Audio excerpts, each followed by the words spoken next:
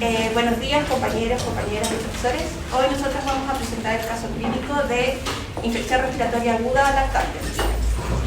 Los integrantes de este grupo son Sofía Mancilla, que lamentablemente no pudo estar hoy día aquí, Isabela Rocco, Alza Villena y María Jesús García. Para comenzar les voy a leer el caso clínico que nos tocó.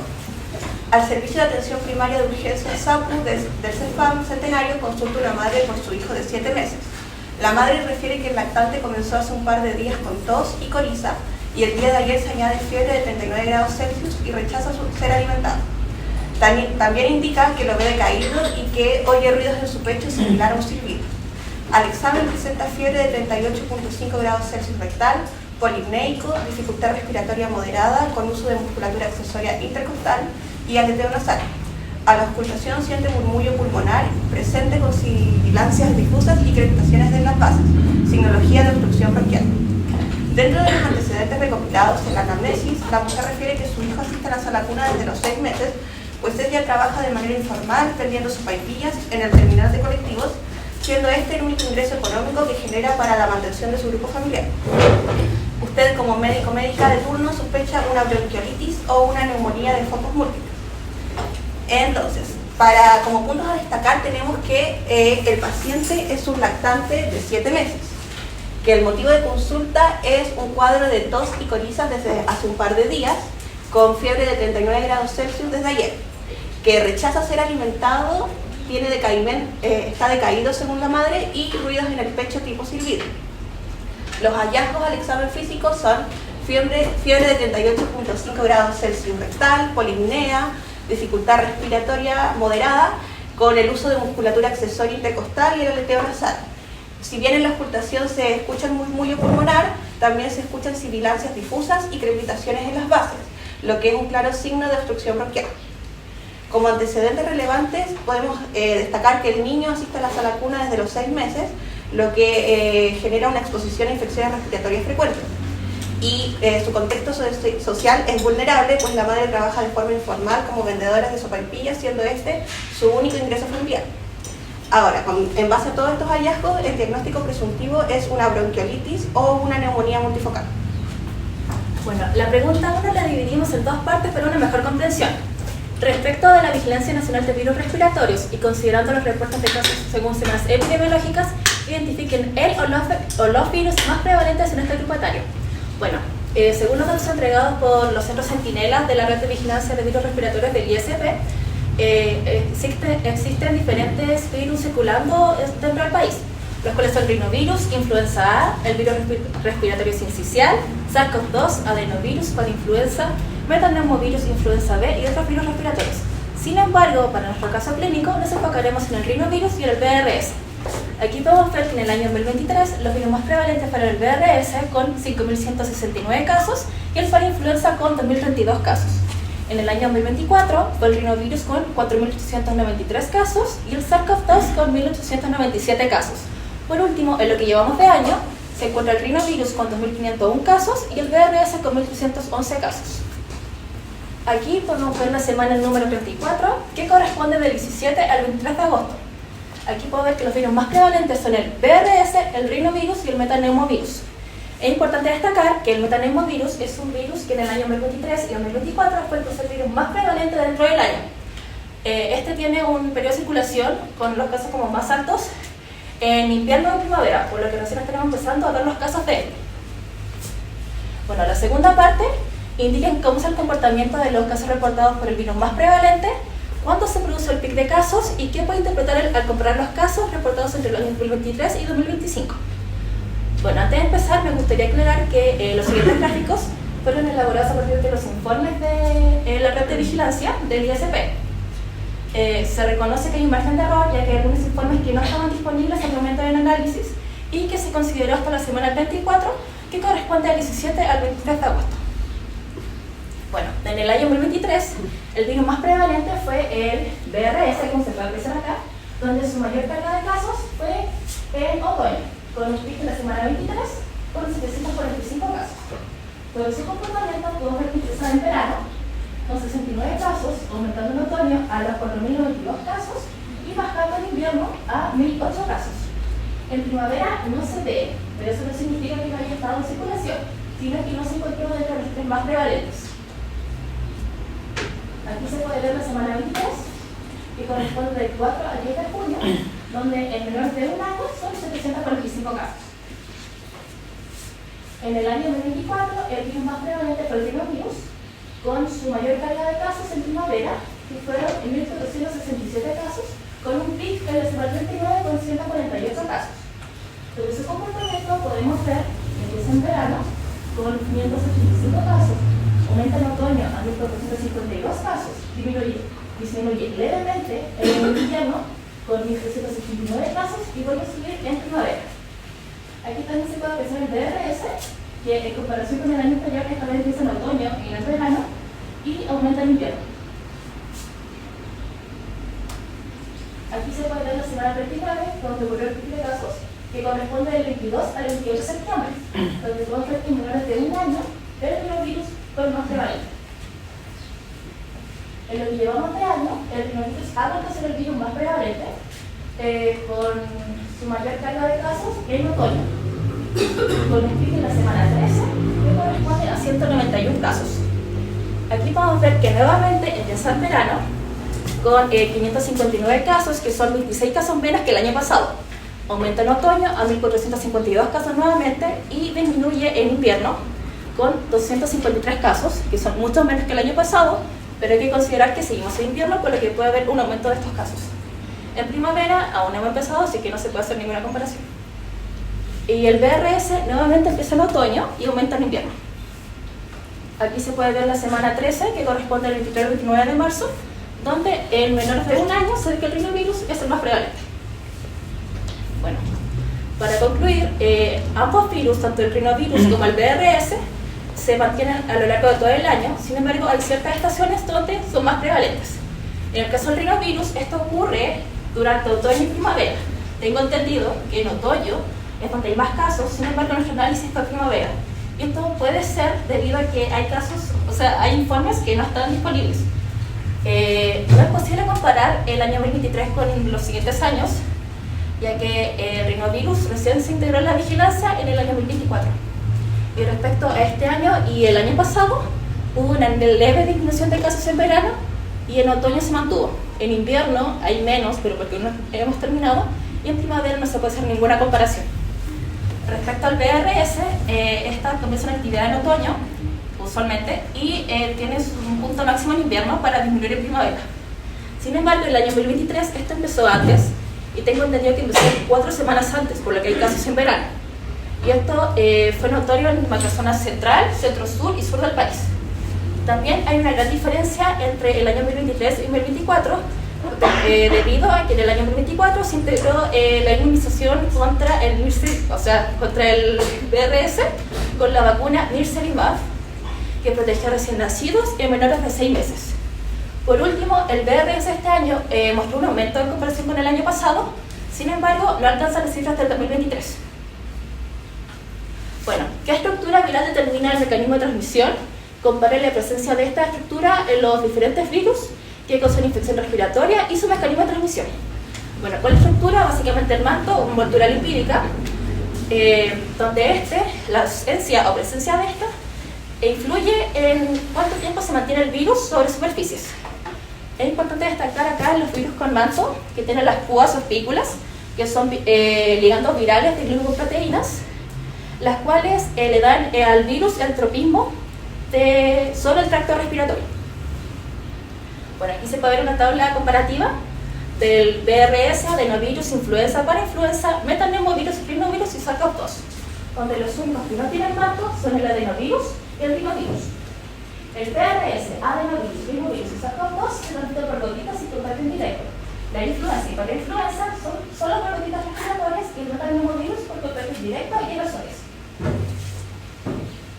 La tercera pregunta dice: identifiquen 3 determinantes sociales necesarios de atender, gestionar o intervenir para lograr una mejoría significativa en el estado de salud del lactante posterior al tratamiento farmacológico y evitar que se agrave o empeore su cuadro. Cabe decir que esta pregunta tiene como objetivo identificar los determinantes sociales que son fundamentales para lograr una mejoría en el tiempo que dure en el paciente y para evitar reinfecciones y además ayudarlo incluso después del tratamiento médico. El primer determinante social que nosotras pusimos fue las condiciones laborales y la situación socioeconómica de la madre. Se sabe que por la anamnesis la madre trabaja de manera informal, lo que quiere decir que no tiene contrato, no tiene acceso a licencias médicas ni seguridad social, lo que implica una inestabilidad económica y una dificultad para cuidar adecuadamente al niño durante su enfermedad. El siguiente determinante social es la asistencia a la sala cuna durante una infección respiratoria aguda. La exposición a ambientes con alta carga viral, como son las salas cunas, aumentan el riesgo de contagio y reinfecciones. Y también por la anamnesis se sabe que este lactante va desde los 6 meses a la sala cuna. Y cabe decir que los niños no toman medidas para prevenir el contagio de alguna infección. Entonces es muy probable que ahí el niño se pueda volver a infectar o prevalezca su enfermedad. Y el último determinante social que nosotros agregamos es el acceso limitado a redes de apoyo familiares o comunitarias que posee la madre. Se infiere de la anamnesis también que ella es la única cuidadora del niño y además es la jefa de hogar, por lo que ella es la que provee el dinero y el sustento de la familia, y eso sugiere también que hay ausencia de apoyo familiar o de pareja, lo que hace que la ponga en una situación aún más vulnerable. Ahora vamos a ir para la pregunta número 4 que dice: respecto al diagnóstico de los virus respiratorios en los centros de salud de nuestro país, menciona la muestra más utilizada. ¿Por qué el diagnóstico considera incluir identificación de 7 u 8 virus? Y menciona un 3 ventajas de la técnica molecular versus la inmunofluorescencia directa. Para esta pregunta cabe destacar que nosotros obtuvimos las respuestas en base a las guías de toma de muestra y de diagnóstico que se encontraron en el ISP. Dentro de lo que logramos investigar, el ISP dice que la muestra más empleada es el hisopado nasofaríngeo, que también se puede combinar con el orofaríngeo, y este principalmente consta de un hisopo estéril que se introduce en la cavidad nasal u oral hasta la cavidad faríngea. Se toma un poco de muestra, rotando por unos segundos el hisopo dentro de la cavidad faríngea, y luego se saca y se coloca en un medio de transporte viral. No obstante, igual se utiliza mucho el aspirado nasofaríngeo en algunos casos especiales, como lo es en casos de lactantes o en hospitalizaciones. Este es un poco más invasivo y en general, estas muestras lo que permiten es generar una confiabilidad para diagnosticar molecularmente y detectar los antígenos, incluso con una alta circulación viral, generan poca viralización. Esto tiene mayor implicancia porque al momento de realizar la toma de muestra, el personal de salud tiene menos probabilidad de realizar un contagio por el virus que se está encontrando, y permite la recolección bien estandarizada, ya que son métodos que se utilizan a nivel nacional y que están regulados por el ISP y los otros organismos de salud a nivel de Chile. A pesar de esto, igual nosotros quisimos mencionar que, de acuerdo a la vía aérea que se encuentra la toma de muestra, se pueden utilizar diferentes métodos, aparte de los ya mencionados, y se pueden obtener distintas muestras.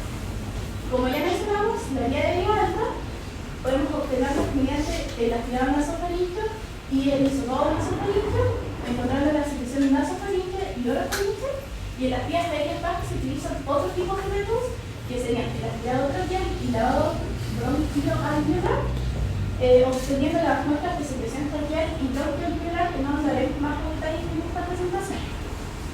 Continuando con la siguiente parte de la pregunta, hablaremos de por qué el diagnóstico considera incluir identificación de 7 u 8 virus.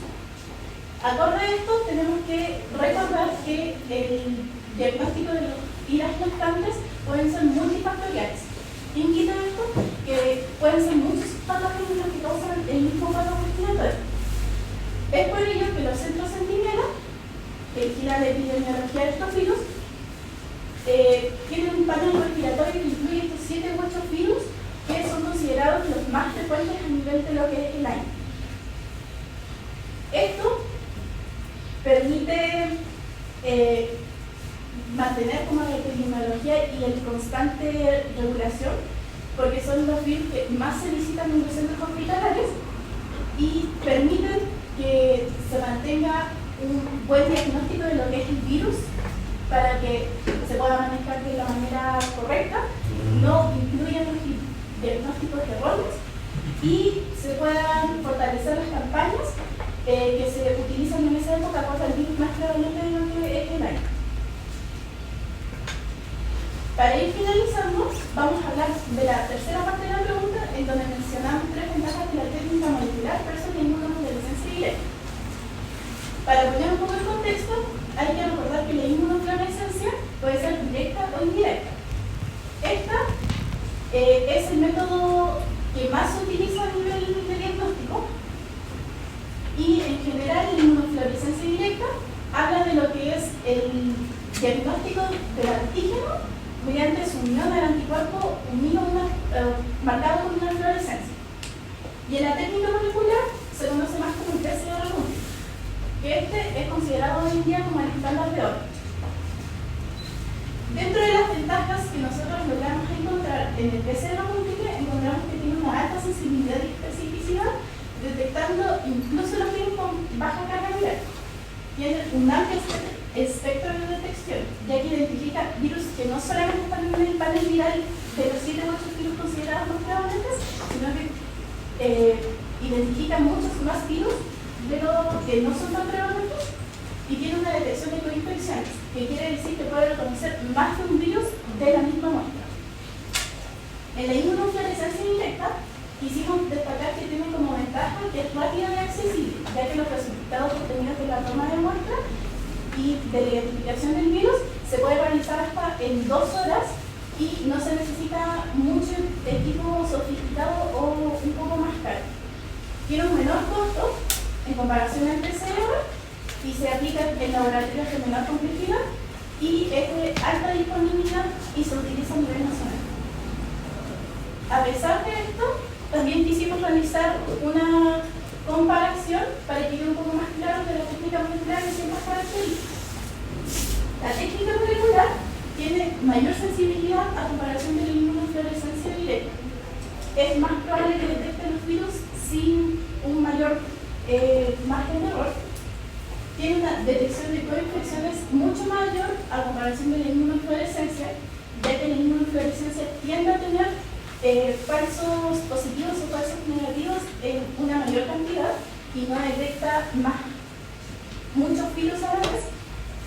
En tiempo de lectura, la técnica molecular es un poco más rápida porque se habla de que la inmunofluorescencia directa, al momento de realizar la lectura del resultado obtenido, se necesita hacer de manera en el microscopio. Entonces se necesita identificar los muestros con un personal un poco más relantizado.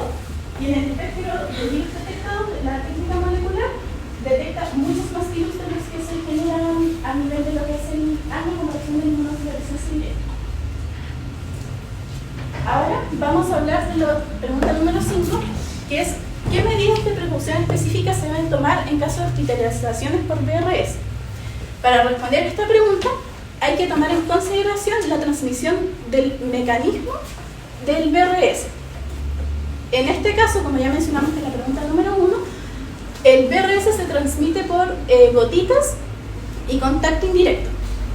No obstante, igual cabe mencionar que siempre es importante tener en consideración las precauciones estándar porque son la primera línea de defensas de lo que son las CIAs en hospitales. Luego de esto, vamos a hablar un poco de lo que son las precauciones por contacto. Estas son importantes ya que el VRS se mantiene por mucho tiempo en lo que son distintas superficies y es por ello que es importante aislar al paciente, ya sea en una habitación individual o en alguna habitación que sea compartida con algún otro paciente que tenga el mismo virus. Se necesita limitar el desplazamiento de los pacientes, utilizar las barreras durante la atención con el paciente y al momento de terminarla, se necesita eliminar estos métodos de barreras como el delantal y los guantes de inmediato para no contaminar alguna otra superficie, la limpieza frecuente de las superficies y el equipo exclusivo en la habitación como el estetoscopio, el termómetro, el espigomanómetro para que el virus no quede. Eso sí se pueda utilizar con otros pacientes para generar un mayor contagio. Y para ir finalizando, tomamos en consideración las precauciones por gotitas para el VRS, ya que el VRS, al ser unas partículas muy grandes y transmitirse en distancias cortas, menores de 1 metro, hay que tomar en consideración, al igual que en las medidas por contacto, el aislamiento de lo que es el paciente en una habitación, ya sea en solitario o con algún paciente con el mismo virus confirmado. Pero en ese caso habría que tener la separación de las camas y cunas por lo menos en 1 metro, y es importante el uso de mascarillas quirúrgicas, lentes o protectores faciales en el radio de 1 metro del paciente. Bueno, para seguir, no expliquen brevemente 3 medidas más relevantes del ámbito de la salud pública y de las personas en la prevención de casos graves de la población.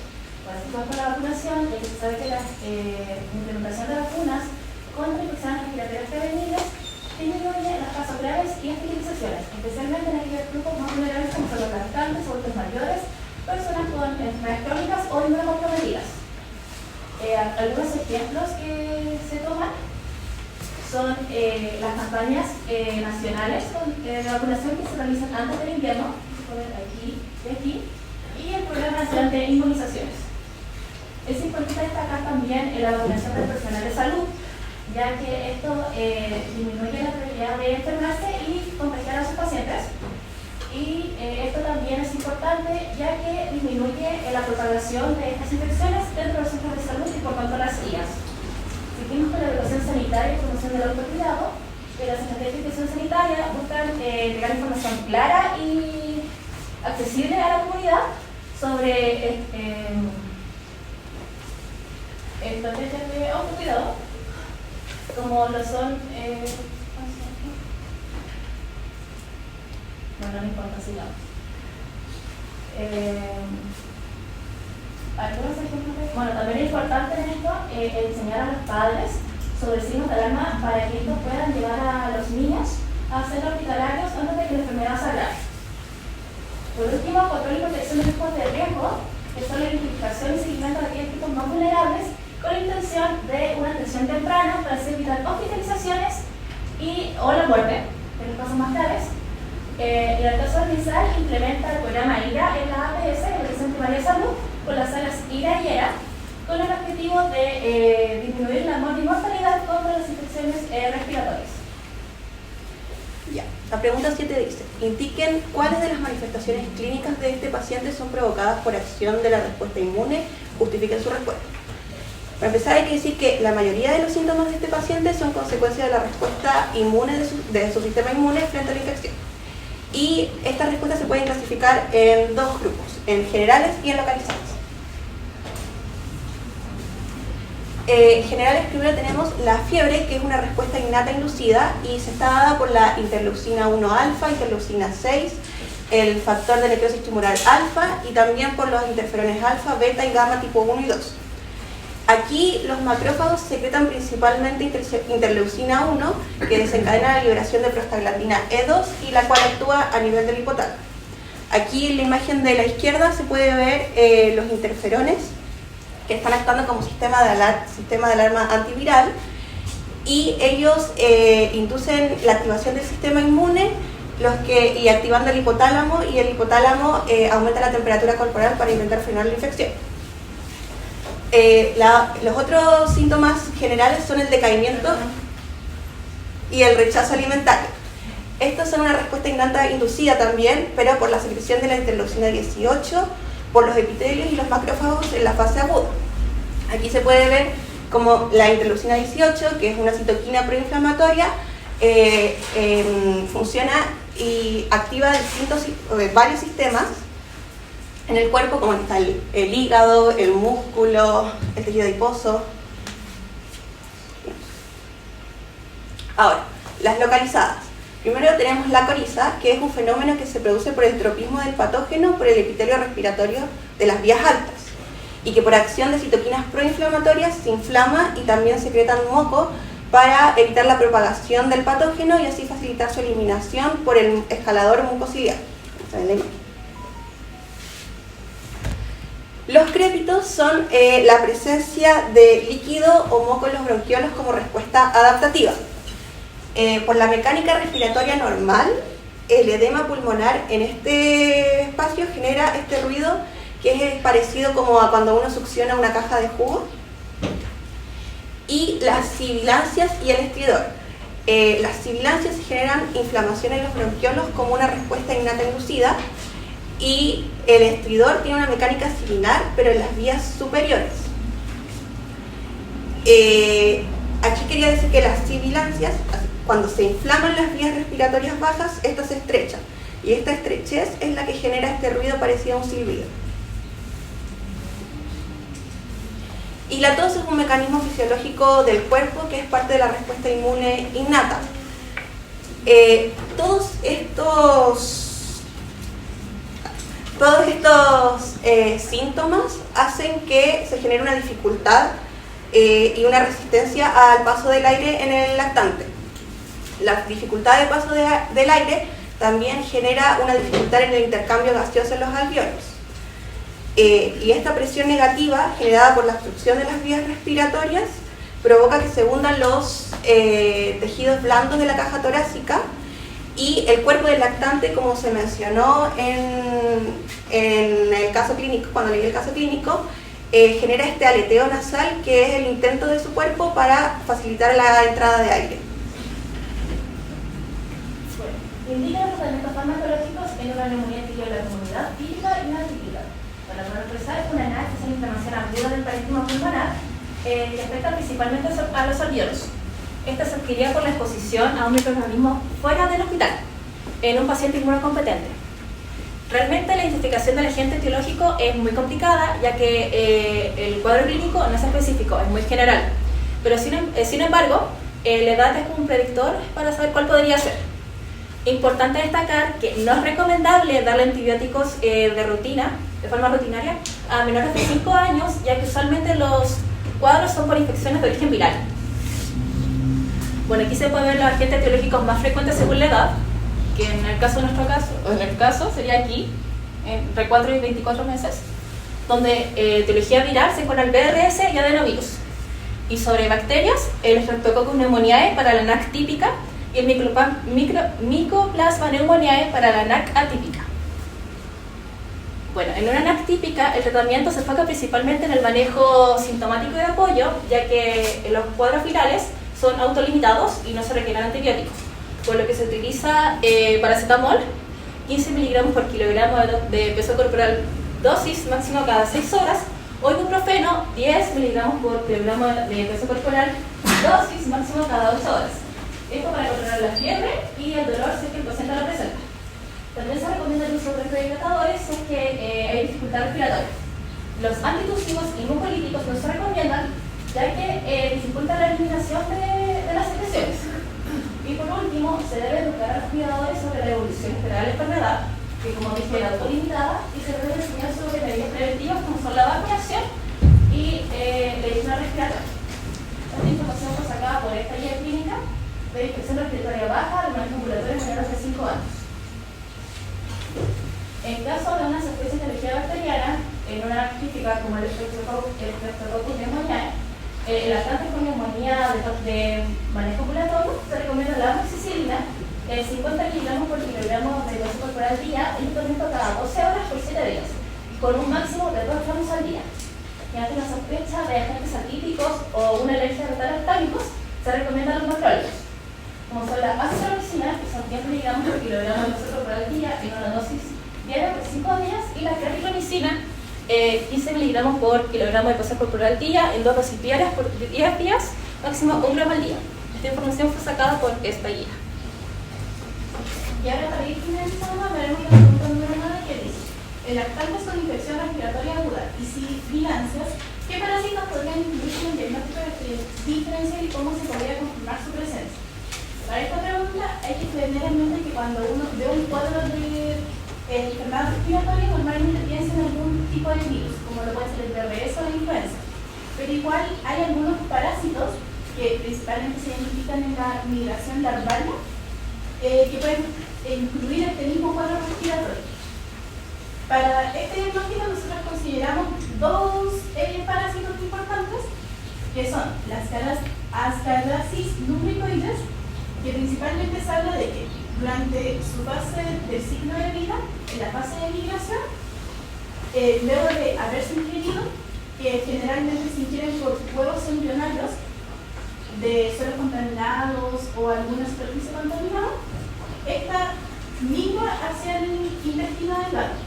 Luego se pasa hacia la sangre, llegando hacia los pulmones, generando ciertos sintomatología como lo es la neumonitis, la tos, sibilancias, fiebres e incluso infiltrados pulmonares respiratorios, como se pueden observar en esta radiografía, en donde se ven los parásitos dentro de los pulmones, generando lo que es el síndrome de Longfierre. Y este diagnóstico de integración se puede confirmar clínicamente por la anamnesis, en donde se le puede preguntar al paciente cómo es la zona en donde vive, si es que tiene una buena higiene o si es que ha tenido algún contacto con alguna superficie contaminada. Y hablando como más clínicamente, podemos realizar el test FSD, que es el examen parasitológico de deposición exterior, y la radiografía de tórax para poder identificar el síndrome de Longfierre, además de que el laboratorio presenta una eosinofilia marcada o positiva. Y como otro parásito que encontramos es el Toxacara, que habla principalmente de que genera el Toxacarasis visceral larva migrans, que normalmente afecta lo que es el hígado. Pero de igual forma hay veces en donde migra a través de la sangre, llegando hasta los pulmones, generando un compromiso pulmonar y síntomas como tos, sibilancias y la eosinofilia positiva. Este se produce principalmente por el contacto con perros que no se encuentran desparasitados. Entonces, si es que uno llega a tener contacto con las heces del perro que tienen este parásito, puede llegar a consumir ingesta de algunos de sus huevos, y su confirmación se puede realizar mediante la serología de ELISA, además de los antecedentes recopilados en las anamnesis. Eso sería. Muchas gracias.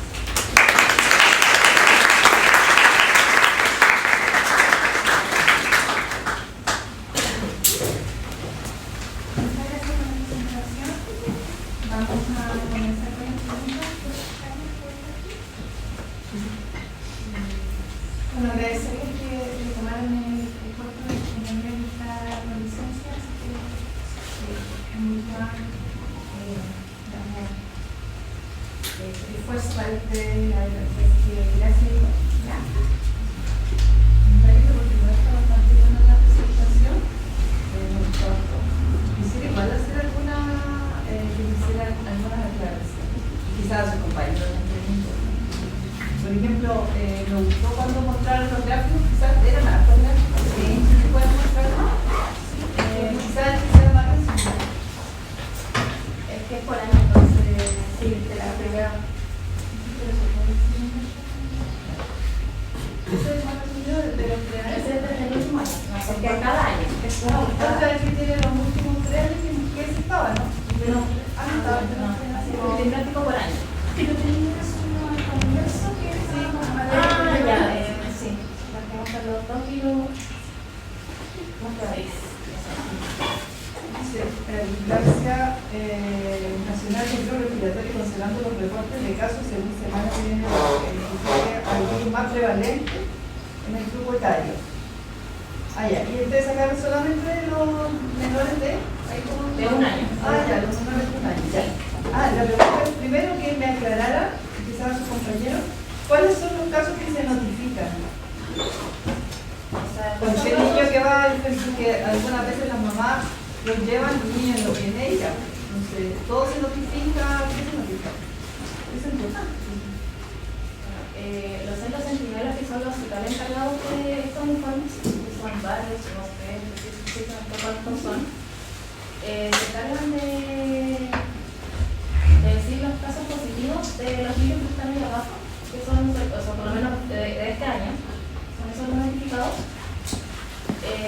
hay muchos casos, sí, que no es quizás como, a ver, ¿cómo decirlo? No es que un niño tenga solo ese virus, sino que puede tener muchos virus juntos. Por ejemplo, puede tener VRS y para influenza. Sí, ¿cómo se llama coinfección? Sí, la la pregunta es, ¿cuándo el médico debe notificar? ¿En qué tipo de paciente? Según yo, cada caso positivo queda en el virus. ¿Y a qué casos le hacen el examen? A todos los casos, todos los niños que van a la urgencia, porque le hacen la urgencia, ¿no? Sí, a la urgencia, todo. Eso es lo que es importante por ustedes, porque ustedes son los que, ellos son los que llevan a pagar. ¿Cuándo van a notificar? O sea, lo que usted hace en realidad es solicitar el examen. En el caso de la influenza se notifica como influenza. Hay una notificación específica para la influenza. Cambio, claro, el virus respiratorio lo que se hace es que los centros de centinela, tal como dijiste, ellos mandan el órgano replicante, mandan las muestras al centro de referencia que es de nosotros ISP, y ellos van haciendo los exámenes y van entregando los reportes que son los que nosotros estamos viendo acá. Pero quizás la profesora quiere preguntar si todo lo que está puesto ahí plasmado es de todos los niños que se enferman o a quienes ustedes específicamente le van a tomar una muestra, por ejemplo. A los niños que llevan con una sintomatología, bueno, que suele ser como muy general, como respiratoria, tos, como que es muy general, porque son como, es difícil como elegir después realmente definir como el cuadro clínico, porque es muy inespecífico. Entonces, pero entonces, por lo mismo, como es muy específico, ¿a todos les vamos a hacer el examen? ¿Qué piensa el resto? Sería muy claro. Ya, entonces, ¿a quién estaría dirigido? ¿Qué característica tenía este caso? ¿Problemas respiratorios? Había algo específico, ¿cierto? La silivancia, ¿cierto? El problema respiratorio, las respiraciones nasales, ¿cierto? Entonces, son aquellos pacientes en que efectivamente hay un cuadro grave respiratorio, ¿ya? Entonces, sí, entonces, ¿a quiénes les vamos a indicar el examen o a quiénes es importante? Aquellos que tengan un virus que efectivamente vaya a pasar un cuadro que sea más grave y que no remita a los 6 o 7 días. Sí, a aquellos que efectivamente podríamos complicar y que tendríamos que hospitalizar. ¿Ya? Porque tenemos los centros que están en los CEFAM, donde se toma muestra, probablemente no todos, y los hospitales. ¿Ya? Y ahí es donde la sala viene se define de acuerdo a la gravedad del cuadro a quienes se va a pesquisar, porque son esos virus, los que son más violentos y los que producen más complicaciones, los que nosotros necesitamos identificar para poder después evaluar, sacar la epidemiología y elegir las vacunas después, porque dentro de estos 7 virus también está la influenza, que es la que nosotros hemos vacunado. ¿Ya? Aquí, acuérdense, nosotros vamos a decir cuál es la hipótesis diagnóstica que requiere estos exámenes, pensando en estos pacientes. El diagnóstico presuntivo era bronquiolitis o neumonía pneumococcal. Esa es la respuesta, digamos, a aquellos pacientes que donde la hipótesis diagnóstica bronquiolitis o neumonía multifocal. Entonces, esos deberían ser los casos que están en esos casos, no en cualquier resfriado, porque igual la mamá de repente, porque el niño tose harto, claro, sospechan que puede tener bronquitis, pero al ocultar, ustedes ya saben si o no, y ahí se va a okay. Esta era una cosa que a mí me interesaba que se aclarara, que quedara claro para todos, para ustedes, para todos. Y entonces, disculpa, ahí, de esa misma pregunta, ¿qué es lo que se puede como evidenciar respecto del virus que nosotros estamos viendo? ¿Qué pasó en el tiempo con el virus respiratorio sincicial? ¿Cuánto tenemos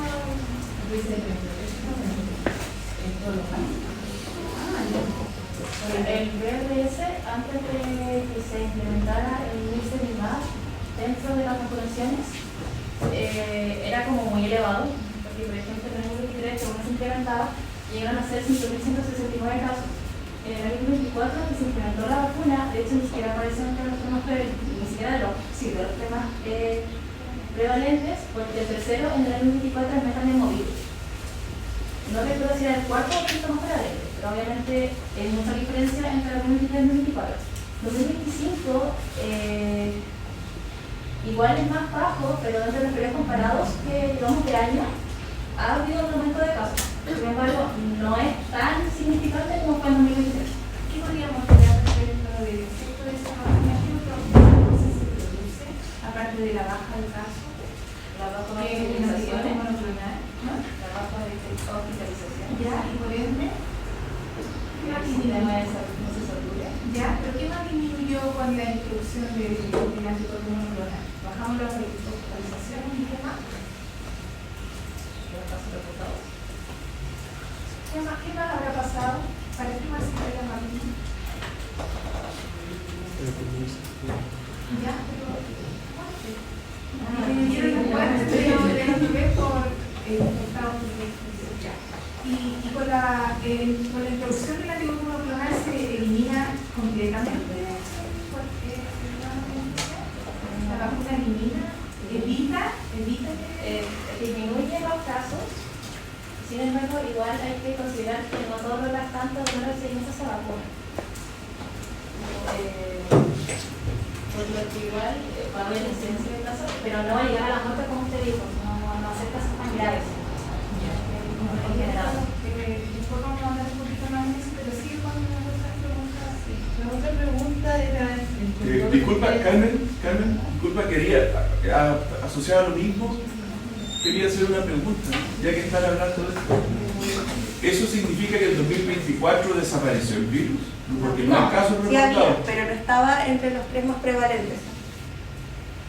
Igual deberían poner los casos, porque hay una cosa súper importante, jóvenes. En el año 2024. No, está bien, si en esa figura, porque alguien que mira eso dice desapareció el virus, Claro. ¿cierto? Porque no hay ningún caso. ¿Qué es el que le pedíamos rango de edad? Sí. Lo importante, yo creo que aquí hay que aclarar que ese tratamiento no es una vacuna. Por favor, eviten usar esa palabra, porque no es una vacuna, es un tratamiento. ¿Sí? Como ustedes acaban de decir, y lo dijo la profesora Barra, acuérdense que termina en MAP, o sea, es un anticuerpo monoclonal. Eso lo vimos en clase. Cualquier fármaco que termine en MAP es un anticuerpo. ¿Es una vacuna entonces? Entonces se hablaría más de inmunización más que de vacuna. Pero piensen. ¿Es una vacuna? ¿Qué es una vacuna? Lo que pasa es que, mira, yo entiendo que por una cosa de comunicación de riesgo y para que la gente entienda estas cosas nuevas, le dicen vacuna. Pero eso es para afuera, aquí adentro no podemos decir vacuna, eso es una aberración. Porque no es una vacuna. Para que sea, ¿qué es una vacuna? Es ¿cómo se dice? ¿O qué provoca una vacuna? ¿Cuál es la idea de una vacuna? Eso lo hemos conversado varias veces en clase. Porque es ingresar como al cuerpo de la persona un antígeno, pero que no provoca, o sea, no, está inactivo. Está inactivo. Hay distintos tipos, pero sí, esa es la idea. ¿Para qué? ¿Cuál es el objetivo? Para generar una inmunidad, una respuesta. O sea, memoria inmunitaria. Memoria, para generar memoria. Esa es la idea, ¿cierto? Para que cuando nos encontremos con el virus de verdad, ya la respuesta sea más rápida. ¿Este fármaco es una vacuna? No, porque son anticuerpos monoclonales. Entonces, ¿cuál es el uso? ¿O cómo debería usarse? Lo primero, no inmuniza, porque no es el patógeno, ni derivados de patógeno, ni proteínas del patógeno. Son anticuerpos monoclonales, ¿cierto? Y entonces, ¿cuál es el efecto? ¿Qué hacen los anticuerpos? Los anticuerpos defienden al cuerpo, o sea, Pero- si es que pero- se llegara Unen al antígeno. Vamos. Claro, se unen al antígeno. Si es que Pero llegara a los virus, infectar. ¿qué hace un anticuerpo a un virus? ¿Cómo se llama? ¿El mecanismo? Lo vimos, lo hemos visto 10 veces.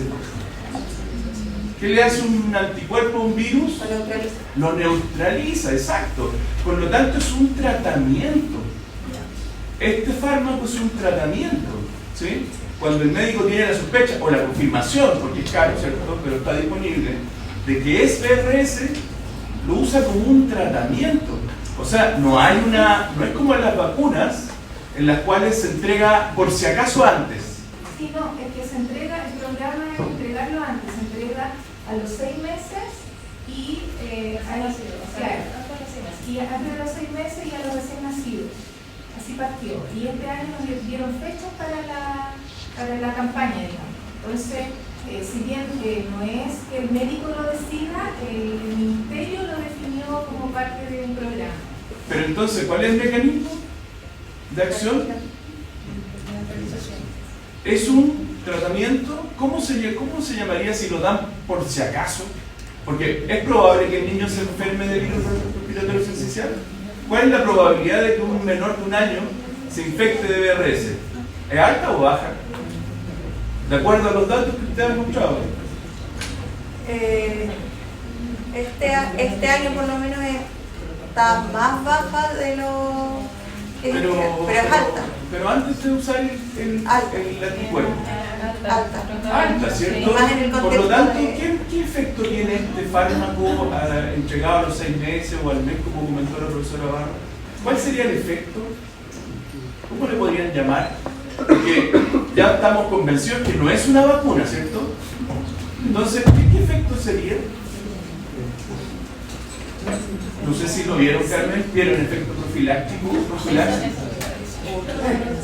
¿Es una profilaxis? El efecto es profiláctico porque lo más probable es que el niño se infecte y como tiene anticuerpos circulando, lo va a neutralizar. ¿Cuánto duran esos anticuerpos? ¿O cuánto deberían durar esos anticuerpos en circulación?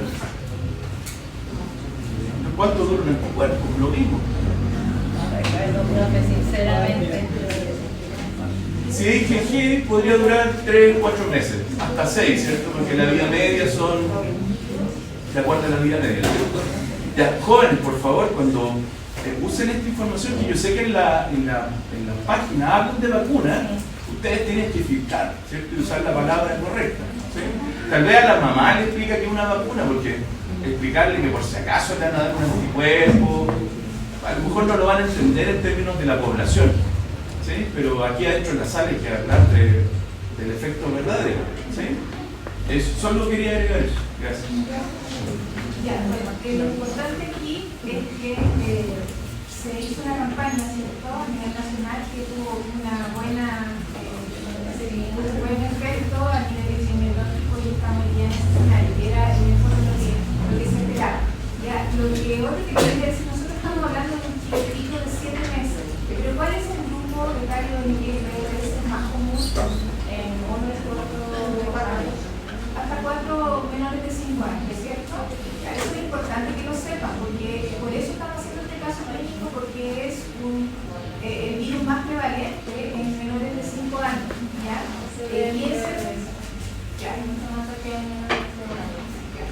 Entonces eso es importante también que quede, porque en ese virus es uno de los primeros, digamos, a pesar de que hay muchos más, pero es el más prevalente hasta el momento, ¿ya? Porque ahora también viene el tema de que vamos a tener que ver qué pasa con este programa que se incluye. Eso.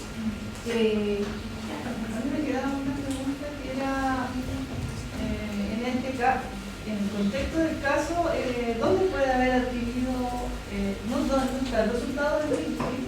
En este caso, ¿no? Ya sea, pensemos los más prevalentes que era el mismo virus o BRS, ¿dónde lo pudo haber adquirido y por qué? Considerando que la base más encontrada externa no fue que ha sido la salacuna, que el lactante había contraído esta infección en la salacuna, de que eso dijo que, bueno, aunque la salacuna no dice si el niño está enfermo no lo traiga, muchas veces esto no se cumple. Entonces el niño va enfermo, como no tiene higiene respiratoria porque es pequeño, anda tosiendo por todos lados, entonces, o sea, creemos que es la forma de que el niño... ¿Por qué no podría ser, por ejemplo, hablar de los alimentos? ¿Por qué la que tiene que ser en la salacuna? Por el mecanismo de transmisión, por un poquito más común. ¿Qué es el reservorio de estos virus?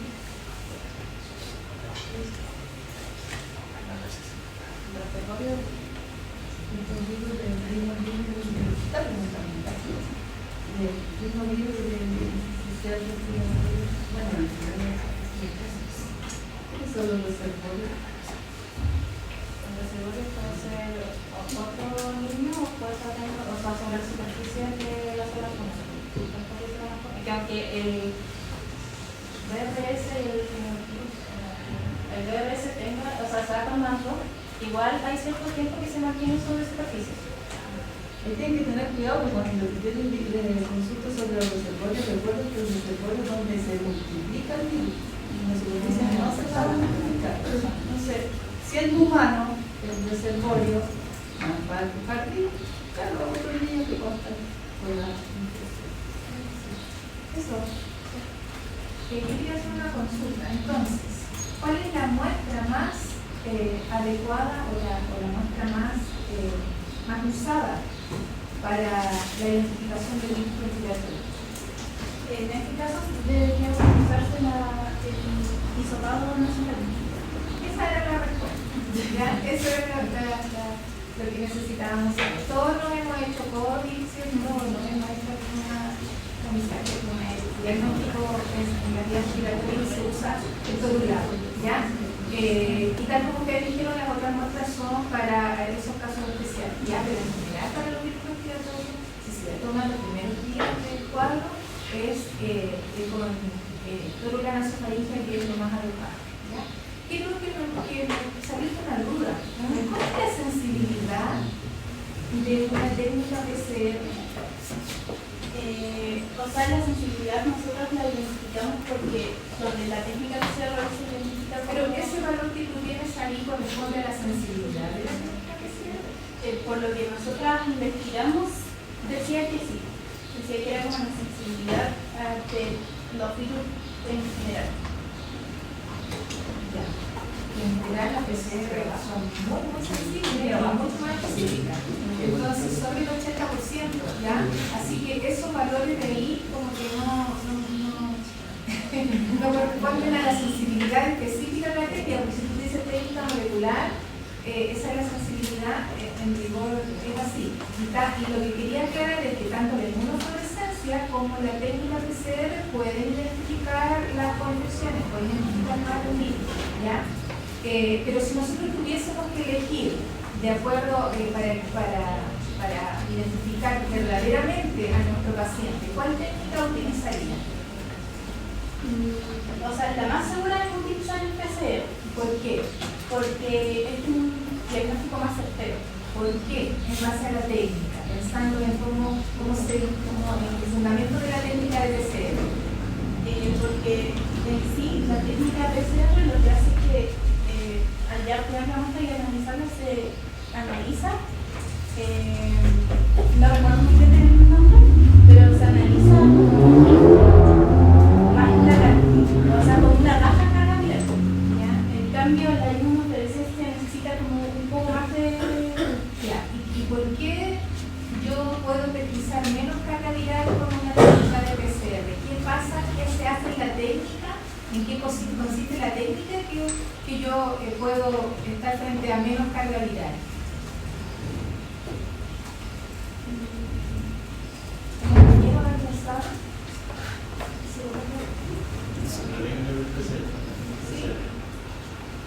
¿Qué pasa con la técnica de PCR?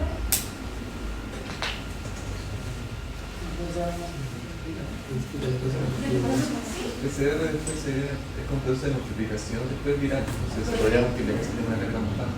Claro, entonces lo que hay en la técnica es que se multiplica muchas veces este material genético que identifica al virus, ¿cierto? Entonces cuando yo después mido mucho virus, pero en realidad había uno.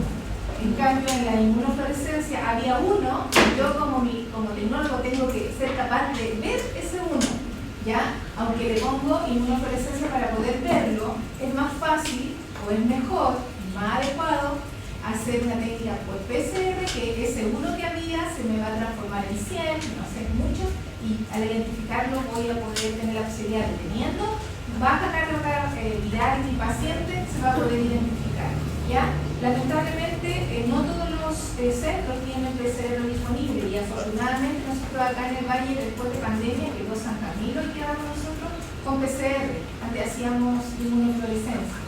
Claro, tal como tú decías, la técnica de inmunofluorescencia tiene que ser validada. Nosotros tuvimos que ir al Instituto de Salud Pública, hacer un curso, nos hicieron pruebas, hasta que dijeron ya, ellos saben leer bien la inmunofluorescencia, el dosante puede hacer inmunofluorescencia en ese minuto. Y eso le va a pasar a cualquier centro. Por eso cuando ustedes pidan, probablemente no van a tener disponibles si se van a otro lugar de Chile, no van a tener esa posibilidad que sí tienen acá en la zona. ¿Ya? Así que eso era importante y lo voy a preguntar, ¿ya? Porque es fundamental entender la ventaja entre una y otra técnica que tiene que ver si ustedes tienen disponible ambas, qué es lo que van a elegir, ¿ya? Eso. Una cosa, porque hemos estado viendo las clases de diagnóstico, vimos la sensibilidad. Piensa tú que el concepto de sensibilidad, y ustedes también lo ven en el laboratorio, vieron que la técnica, por ejemplo, era 98% de sensibilidad. Y eso significa que frente a 100 casos tú detectas 98, que son realmente positivos. Entonces, si tú usas esos números que están ahí, significa que, como 40, ¿no? Mira, significa que solamente detecta menos de la mitad de lo que realmente son positivos. Entonces yo creo que eso, no sé a qué se refiere. Lo mismo probablemente con el mundo de sensibilidad. Eso es la sensibilidad. Hay otra forma de explicar la sensibilidad, pero es otro concepto, pero también lo usan y lo mezclan, entonces es confuso, pero ahí se refiere a es capaz de detectar una copia del genoma, es capaz de detectar 2 copias. El límite de detección en realidad yo diría que se llama, pero lo cruzan, pero tampoco coincide con lo que pusieron ahí. Entonces yo creo que eso debe estar debe ser otro confuso, otra cosa. Cuando se habla del PCR que es de mayor costo, ¿es tan más caro? Sí, muchísimo más caro. Estamos hablando de que una inmunofluorescencia yo puedo hacer, no sé, 100 muestras y me sale 50 lucas. Estamos hablando de que el PCR puede valer 8.000 pesos la hora. Es muy más caro. Pero estando ahora, por eso que también a quién le vamos a hacer el examen.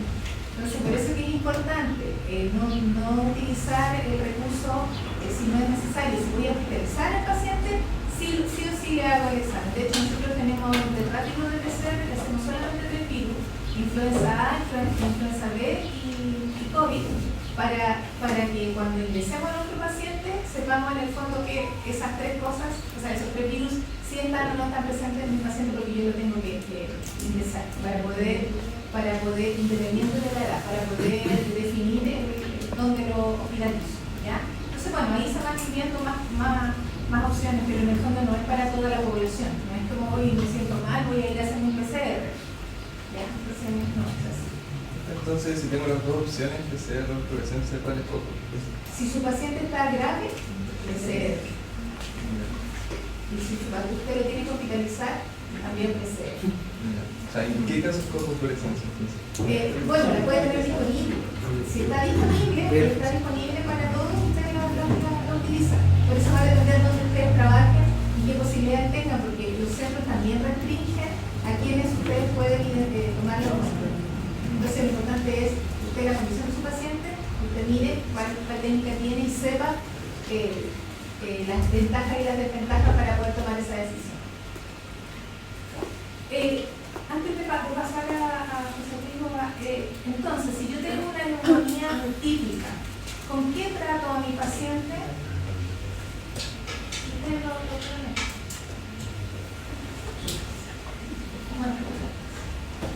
Ustedes entregaron un tratamiento de la neumonía típica diabética. La típica, bueno, no se usan antibióticos porque solamente son virus. Por lo que se da tratamiento para los síntomas y como de apoyo. Por lo que se usan los vasodilatadores, paracetamol y ibuprofeno en caso de urticaria, dolor y fiebre. Y además de, bueno, los antitusivos y mucolíticos no se recomiendan porque no permiten como eliminar las secreciones. Y eso, ya, porque lo otro es como ya me decían a los padres, a ver,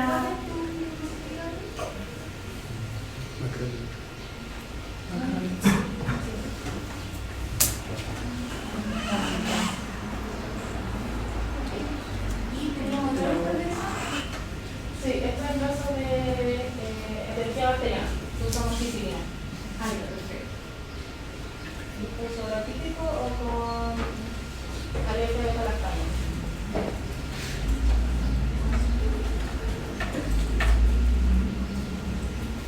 ¿Valeria? Sí. Con respecto a la pregunta orientada a la identificación de los determinantes sociales, hicieron un buen abordaje, una buena identificación, así que para que los demás compañeros también lo puedan considerar, está bien abordado, considerando obviamente las condiciones a las cuales expusimos la paciente y su hijo, o sea, su hijo y la madre, ¿cierto?, como principal cuidador. Así que eso está muy bien, la consideración. Ahora, el abordaje de esas situaciones complejas es lo desafiante obviamente para cualquier profesional, porque está difícil evitar la reinfección cuando el contexto no permite que ese niño o niña pueda mantenerse en su hogar o pueda mantener un tiempo prudente de recuperación en sus condiciones adversas en términos laborales o en términos, ¿ya? Pero al menos la identificación que hicieron está bien planteada.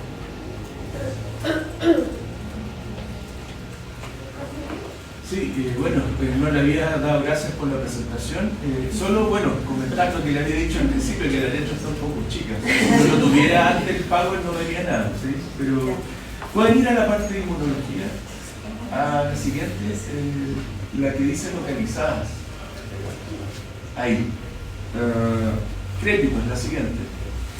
Ahí. Dice presencia de líquido moco en los bronquiolos como respuesta adaptativa. ¿A qué se refieren con respuesta adaptativa? Respuesta adaptativa, que ya pasó, o sea, la primera respuesta del cuerpo es la innata. Ya pasó todas esas barreras del cuerpo y ahora empieza, ¿cómo explicar?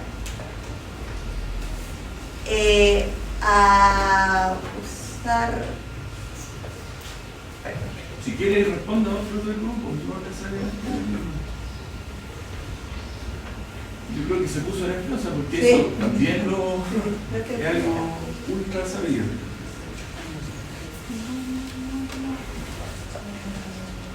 Ya, solo aclarar que si lo que dice ahí como respuesta adaptativa se refieren a la inmunidad adaptativa, como la vimos en clase, no es así.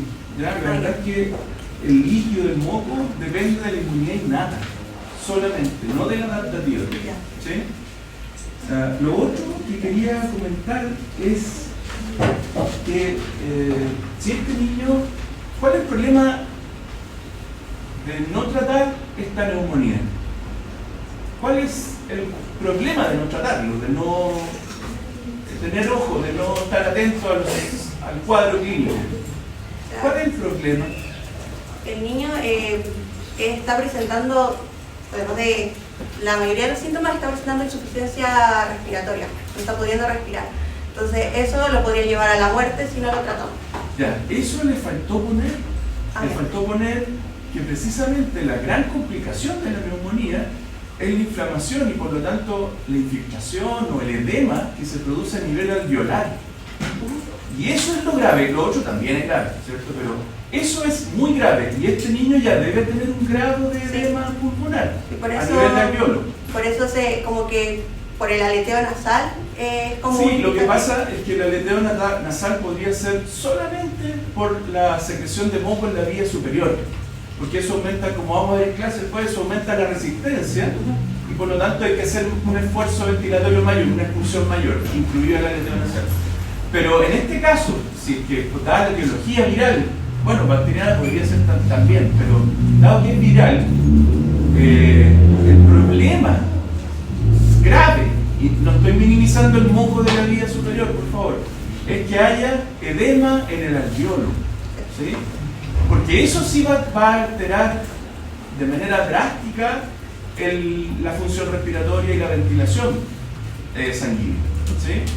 Entonces, eso no está, no lo mencionaron, y eso es parte de la respuesta inmune también. No lo provoca el virus, lo provoca la respuesta inmune contra el virus, ¿sí? Yo sé que mencionaron inflamación, pero no a nivel de la vía aérea superior, ¿sí? Y que está bien, pero no hay que perder de vista que en un cuadro de neumonía el problema grave es la inflamación a nivel alveolar, ¿sí? Eso. Y lo otro también es tal vez precisar que lo que ustedes presentaron calza perfecto y en general los detalles cuando la etiología es viral, ¿sí? Si es bacteriana van a haber algunas diferencias, ¿sí? No va a ser exactamente igual. La respuesta innata es igual, pero la respuesta específica va a cambiar un poco, ¿sí? Sobre todo con la liberación de interferones de clase 1 que ustedes comentaron, ¿sí? Eso. Y lo otro, a propósito del tratamiento farmacológico que le preguntó la profesora Barra, a este paciente le darían nicerlimab. ¿Cuál? ¿Le darían también nicerlimab? No, porque ya presenta la infección y como usted dijo, el nicerlimab era profiláctico. Pero acuérdense que no la vacunan. Claro, podríamos darle eso porque son los anticuerpos para combatir la infección. Anticuerpos que le van a llegar por el pinchazo. Podrían ayudarlo ¿Sí? a Ojo. tiro. Sí, ojo con eso. Se puede Son- usar como ¿cómo? profilaxis y cuando el paciente ya está con... O sea, se puede usar como profilaxis para prevenir, porque están los anticuerpos y lo que les preguntaba de la vida media coincide con el periodo de invierno. Sí, 3-4.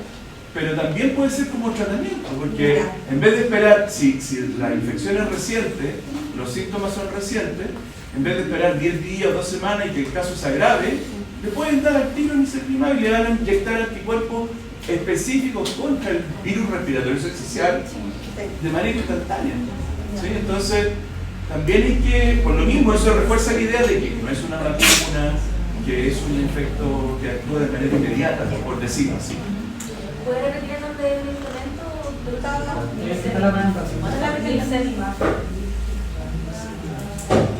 ¿Sí? Lamentablemente no hay vacuna para el virus respiratorio syncytial. La Católica está probando hace como 20 años, 15 años, una vacuna y a lo mejor en algún momento va a salir. El problema es que para poder aprobar una vacuna hay que hacer ensayos clínicos grandes, ¿sí?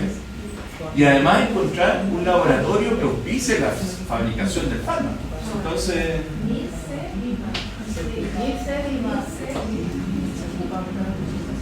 y eso. Ya, vamos a hacer la revisión. En una infección respiratoria aguda, para cortar la vía de transmisión de adenovirus y virus respiratorio, se considera su transmisión por gotitas como por contacto indirecto.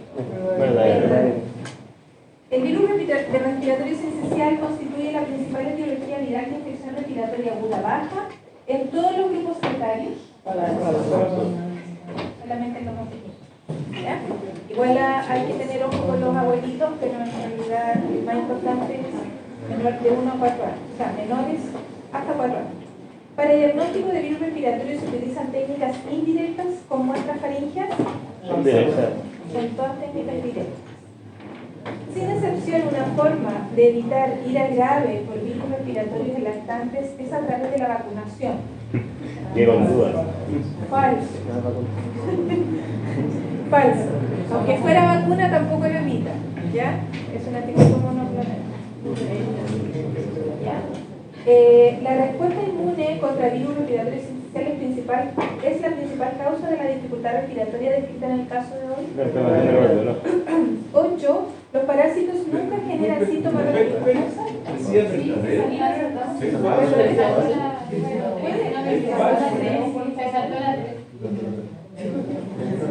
Porque no es el virus, es la respuesta inmune.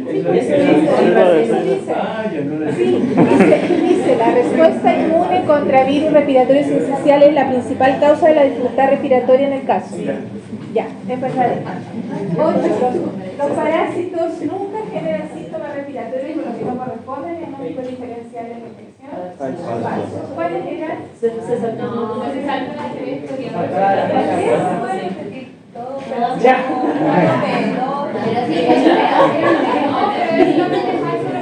La 3 me da suerte. La infección producida por virus respiratorio sincicial es aguda, por lo que luego de la infección el virus será eliminado del hospedero. Grado limitado.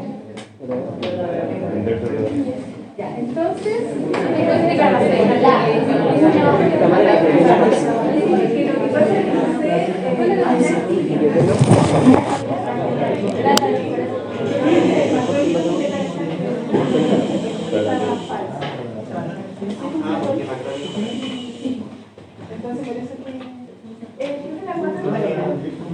4 ya, pero ya. La 4 dice, para diagnóstico de virus respiratorio se utilizan técnicas indirectas con muestras faríngeas. Falso, porque las técnicas son directas. Ya. ¿Listo? No, puede decir no. Ya, pero si yo se la voy a mandar, pero que la idea es que les expliquen el concepto.